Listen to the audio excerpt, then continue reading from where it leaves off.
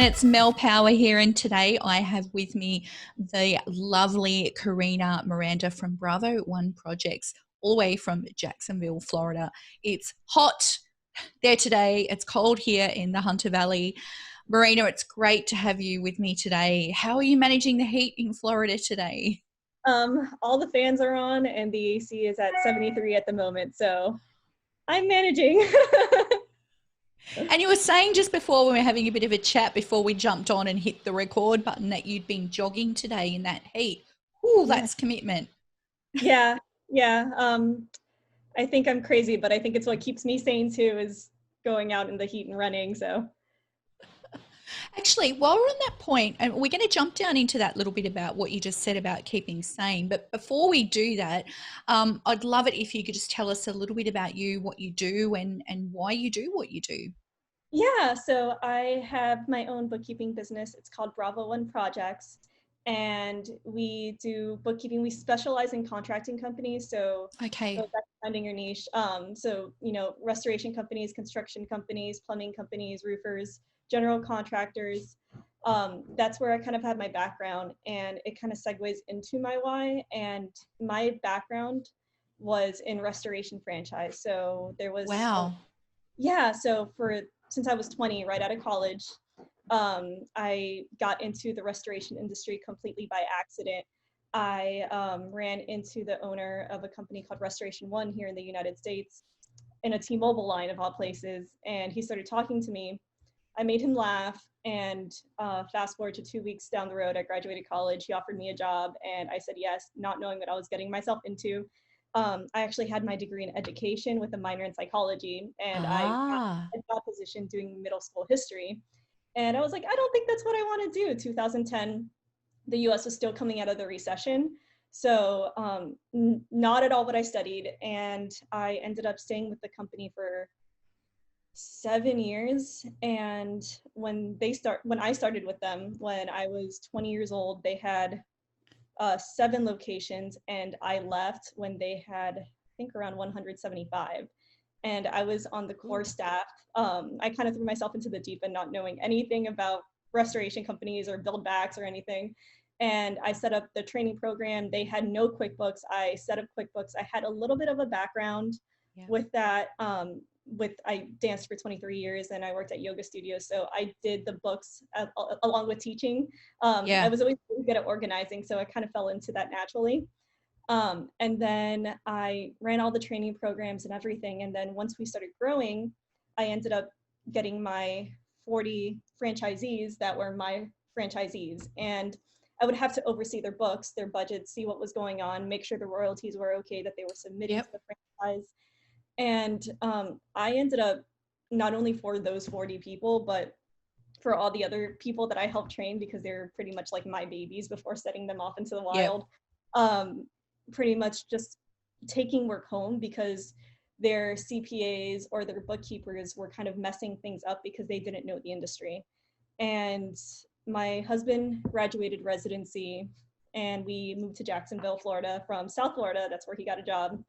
And I decided that I guess I was having a quarter life crisis. And I was like, I think I could do this on my own and help more people. So I decided to go off on my own, start my own company. And one of my franchisees was actually extremely supportive.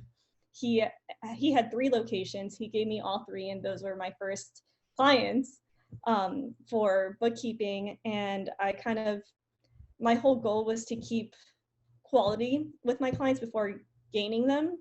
And and so it kind of just evolved, and I saw what other niches I'm good at, where I'm passionate, where I could help people. Found out I'm great at budgets and kind of breaking it down in a way. I guess it's my education background Yeah, that I was just going to say that mix of education and you bundle that with accounting, it's a wonderful recipe. Yeah. yeah. So I kind of break it down in a way that they understand, especially because with contractors, or I deal with a good amount of gym owners as well. They might not understand the numbers. They're passionate about doing what they do. And that's why they started, but all the back end work that needs to be done is where they're lost. And they don't really want to know how the cake is made. They just want the cake, if Of that makes sense. course. So I found that I'm really good at explaining all of that. So I think I was ready to grow because I knew my systems and processes. I knew how to explain. I knew that I had an idea that I was scalable, and I was just really frustrated because I felt that I was right there, but I didn't know how to just get to a bigger position, and I didn't know how to reach more Yeah. people. And it was so frustrating because about half my clients at the time, half my clients were great. I had very little fallout, but the other half, it was just so frustrating, and I would cry because I gave so much and I really couldn't give any more, and they were still Yeah. asking for more. um and you popped up on my feed and and I was like, oh, who is this person? So I kind of stalked you a little bit and did my research, started following you on Instagram.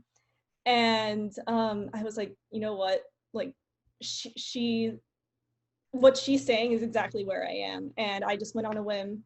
And I You're mean, on that treadmill. You'd obviously identified yeah, very clearly early on what your skill set was and what yes, your passion was, and you knew yeah, that you could help people, and you knew that you could do it one to many as well. The fact that you were already managing 40 franchisees and rolling out systems and processes and training and checks and measures for them, it was obviously a very natural thing for you to go, well, I can do this for myself. But what yeah, you just described and explained there is obviously what I call that treadmill, where yes, we're running the business, and as the person that's running the business, we're often stuck in that client fulfillment.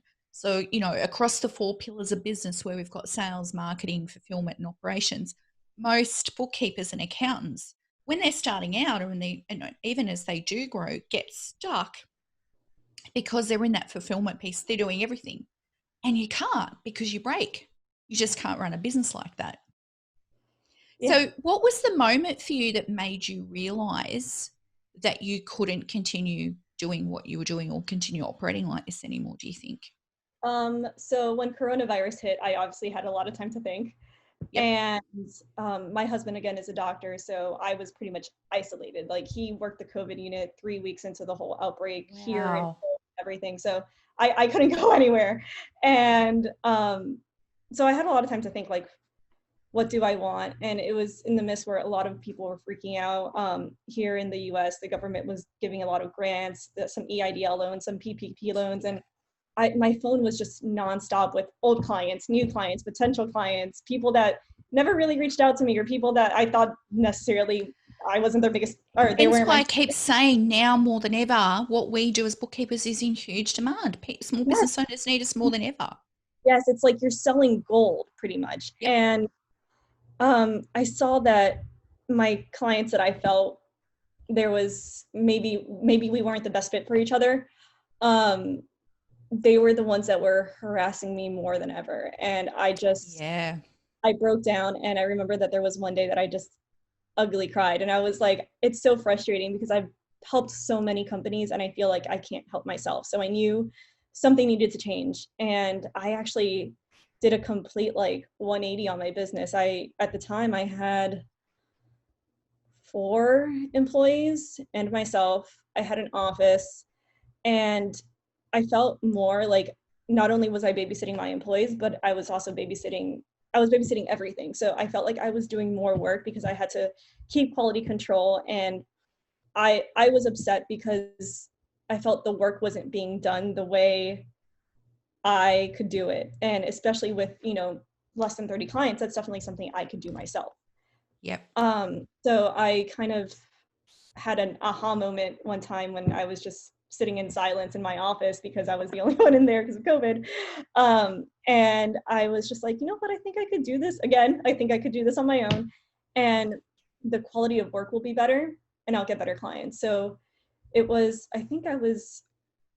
in one of your modules, and that's kind of when everything kind of just skyrocketed for me. And I let my employees go except for one, because I also do insurance Wow. claim collections for the Okay. restoration companies. Yep. I took a hold of everything, and Wow. honestly, You took I've ownership. never been happier. I'm up to, I think by the end of this month, I'll be at 34 clients. I've kind of Wow. put in my marketing way better in social media. I am extremely happy. I feel like I could contain the work and my clients are happier because that communication that I had with them, which is what I started with, is back. So it was just, I think, So I'm a little I'm going less to I'm going to take you back there a little bit. So we've talked about the light bulb moment. What are some of the key things that you recognized and made changes to get you from where you were, from being overwhelmed to being really happy to where you are now? What were some of those things you identified and changed? I became more selfish. I think that's the biggest thing. I'm a huge giver. So for me, to think that I'm hurting someone, or to think of, my employees, which I genuinely do like them. They're great people. I even helped a couple of them find jobs after I let them go. It's Um, beautiful. so that was number one. Like the number one difficulty was, oh my gosh, how do I, these people that I'm essentially supporting, like, how do I tell them I don't need them anymore? And the second was, So the reason that you didn't need them was because of what? I felt like I could have done the work better. Efficiency. Yeah. Yeah. And without, so much babysitting, I guess. I don't, it's Yep. not, may not be the right term, but I guess without overseeing so much, and which was stressing me out because I didn't really know what was going on, and especially with numbers and with mostly contractors where their numbers and their situations is evolving so rapidly. Like, you need to know what you're doing. I totally agree. And often I say that, and this is very much with people in positions, you'll bring somebody on, and when you think, actually, instead of thinking about, okay, I've got to do the right thing by the person, all that sort of stuff, when you take that out and go, well, what's the outcome that is required from this role? And if that outcome is not being achieved in the business, then you start to look at, well, why? Is it because the skill level isn't there? Is it because the attitude's not there? Is it because, the cultures, or we're not giving them enough support? And sometimes it gets to the point where you've got to go, well, okay, this person isn't suited to this role. Can I move them to another role within the business, or do I promote them outside of my business onto their next role? Which is And kind of what you did. Yeah. and I'm smiling because now I remembered the moment you were talking about the minimum viable offer. And Yes. I was like, that was just like an extreme light bulb, because that was like, I am doing too much. I am spending too much money in my business right now, and I could do this all myself and pay Yep. myself more. It's the So, shopping bag, right? We think yes. that when we get clients and we have this, and I'm trying to find something, and I do, like, shopping bag, right? Just happen to have one. That was totally unplanned. And we fill it up with all of this stuff. We go, here it is, we're doing all this stuff. And the client's going, I just really want that thing down the bottom.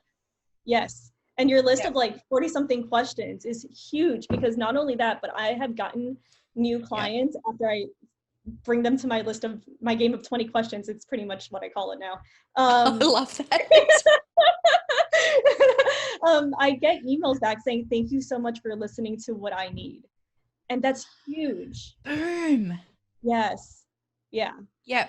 And this is where I see so many, not just bookkeepers, but service providers in general go wrong. They don't listen. Yes. They rush in and say, oh, we can do this and we can fix this. It's about them. But when we actually put that aside and actively listen, so Mhm. ask good questions, listen to the client and look for the problems, then it's our job to diagnose what the solution is going to be. Essentially, we're like your husband, that we are doctors in a way, but we're doctors of finances, Yeah. just a different health problem we're trying to And giving them solve. options too. I mean, I never, in my proposals, I never gave them options of what they need. I was just like, here, this Mm. is what you need, have fun. But now, like, that I divided between, option A, B, and C, they're like, oh, I have options which, could fit my need, and if anything happens, I could scale back or hopefully scale forward, so she could do more. So So, key three things there I think we've got is, one, make sure you've got the right people in the right role. And if you don't, promote them on to their next position or move them into another spot. The second thing is listen. mhm. Actively listen to what your customers telling you, what they need, and diagnose. And the third thing here is really give them options. Everyone wants choice. Yeah. Yeah. So I'm going to loop you right back now to what we talked about at the very start of our chat. We talked about sanity. Now, I think you've obviously been through a situation where you've gone, you've had a major evolution in your business. Oh yeah. And so for you, obviously running has been your piece to keep your mind set in place. Tell us about that and how that works for you. So it's anything physical. I danced for 23 years. I taught yoga for about 3. I was always very active. So, and I do obstacle course races, obviously not this Oh, year, wow. but yeah, so running through mud and flipping tires and lifting weights and running and anything physical is just pretty much, it keeps my sanity. So I just being alone, whether it's, with a ton of loud music, running through bridges and feeling like, oh my God, this is terrible. Why do I do this to myself? Those are like my moments of Zen. It probably sounds Yeah. insane, but No. I absolutely love it. And I feel like there's just something, it's like you get a high afterwards of just like running and just doing something with your body because you can. And afterwards, you're just like, wow, I did that. And that's why I did my obstacle course races, which is originally what I started training for. Did a bunch of Spartans, a bunch of like 15Ks and 5Ks and 10Ks and all of the Ks. And for me, it's what helps me cope with just everyday life and just forget about it for however long I'm doing whatever I'm doing for the day. And so how do you feel that that helps you with your performance at work? Oh, it's huge. Not Yeah. only with my performance at work, but with my performance just everywhere in life. If I don't, Yeah. if I'm not physically active, like I am, if I'm not physically active and I don't have my morning 2 cups of coffee, I am not a happy person. So those are the 2 things I need.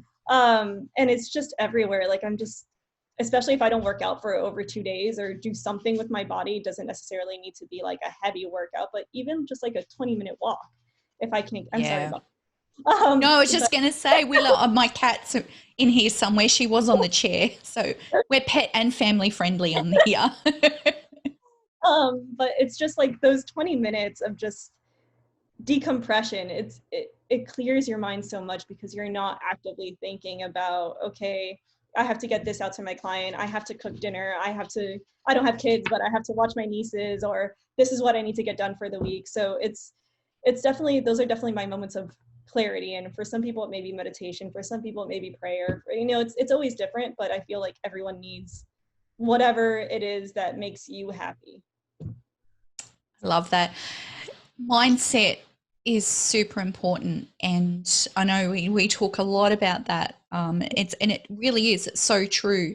When you have this set up for success, and when you do take time out and you do physical activity and you get out in the sunshine and you take yourself away from your focus or whatever it is doing, and just be and be present, Yeah. it does so much for the way you think, the way you behave, and it empowers you and energizes you and sets you up for success for, your whole next day ahead with what you're doing. Yeah. I love that you shared that with us. And dancing obstacle courses. I love that. I'll stick to my walk around the block, which I can't do at the moment because I've got a broken ankle. So I'm like, oh, it's so annoying. But, it's stretches and doing other things. So Yeah. lots of protein shakes at the moment for me. So lovely. I thank you so much for coming and sharing with us today a little bit about your journey. And we'll check in with you in another couple of months' time, because I know you've got big goals set. But this is the one question I always like to ask everybody after we've had a chat. What would be the one thing or one piece of advice that you would like to share with anybody else that's embarking on this journey that you believe is super important for them to know? Don't set goals based on what you believe it's what you can do, if that makes any sense. Like if you have a complete audacious goal of getting 30 clients or 40 clients or however many it may be at the end, just go for it. Don't talk yourself out of it, because you're capable of so much more, and you're setting those barriers for yourself if you just say, oh yeah, that's crazy, I'm not going to do it, or you go into it already thinking, oh, I'm not going to do it. Like, I'm the happiest I've ever been because I've accomplished so much more than I thought I was capable of in the past like 3 months, and got to know who I am in the process. I love that. So back yourself, believe in yourself, Yeah. set the goals, set the dream, go do it. And don't make excuses and just do it. Love it. Karina, what a powerhouse you are, girl. I love it. Thank you so much for coming and sharing with us today. If you'd like to engage and follow Karina, all her social handles are on the show notes down below. So jump on in. You can come and follow Karina, see what she's up to. Don't forget you can pop into our Facebook group, Command the Price You Deserve. Yes, Karina's in there.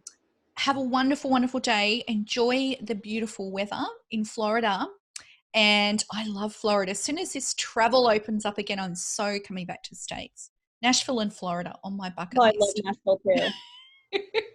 You'll have to come to Australia. Yes, I want to. I was supposed to travel this year, so I got to make it up. It's a date. Karina, thank you so much, beautiful. And we'll see you very soon. Bye.